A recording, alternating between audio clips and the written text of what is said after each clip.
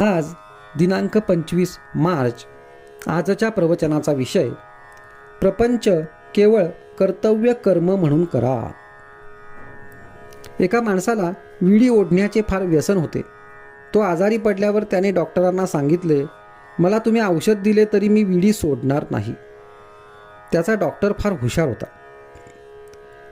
त्याने त्याला एक गोळी देऊन विडी ओढण्यापूर्वी ती तोंडात धरीत जा म्हणून सांगितले.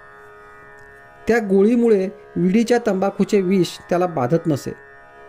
तसे आपण प्रपंच करताना वागले पाहिजे. प्रपंच आम्हाला सुख देईल ही आमची कल्पनाच नाहीशी झाली पाहिजे. म्हणजे प्रपंचाची हावही कमी होईल आणि नंतर कर्तव्यापुरतेच आम्ही प्रपंचात राहू. जोपर्यंत प्रपंचाकडे आमची दृष्टी आहे तोपर्यंत आम्हाला समाधान कालत्रयीही मिळणे शक्य नाही. प्रारब्धाने प्रपंच आला आहे तो कर्तव्य कर्म म्हणून करीत जा, पण त्यात सुख मिळणार आहे या कल्पनेने तो करू नका. प्रपंची लोकांचा स्वभाव फार विचित्र आहे. त्यांना खरे सांगितले तर ते आवडत नाही. वास्तविक आपण प्रपंचातले संबंधी लोक कामापुरते एकत्र जमलो आहोत. ज्याप्रमाणे आगगाडीत पुष्कळ प्रवासी एकत्र जमतात त्याप्रमाणे प्रपंचात आपण एकत्र जमतो. 5 जण मिळून प्रपंच बनतो. त्यामध्ये प्रत्येकजण स्वार्थी असतो. मग सुख एकट्यालाच मिळणे कसे शक्य आहे?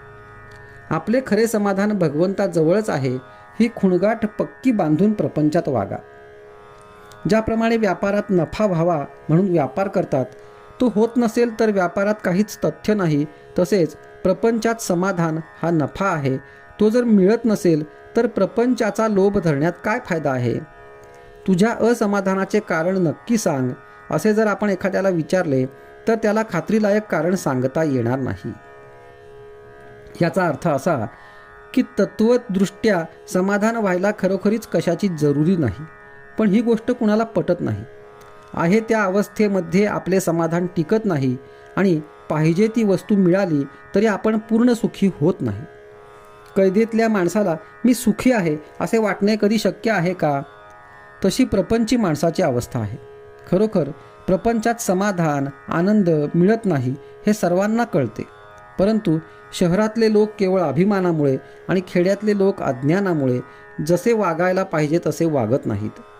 या प्रपंचात राहून सुद्धा भगवंताचे प्रेम आणि समाधान आम्हाला कसे मिळवता येईल याचा आपण आधी विचार करायला पाहिजे.